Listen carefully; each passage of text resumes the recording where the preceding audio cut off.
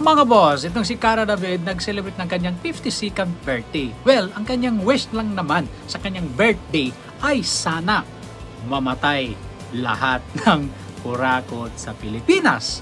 Well, tama at hindi ka lang nag-iisa, Miss Cara David. Bakit? Lahat or almost sa mga Pilipino ay sukang-suka na galit na sa mga pangyayari sa ating bansa.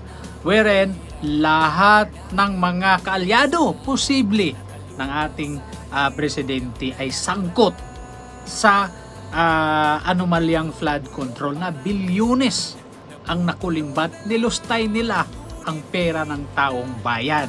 Now, sana magtagumpay itong rally na kinakasaan ng ating mga kababayan dyan sa Pilipinas ngayong September 21. Makilahok, makibaka mga kababayan, tayo na po mag-alsa sa korupsyon na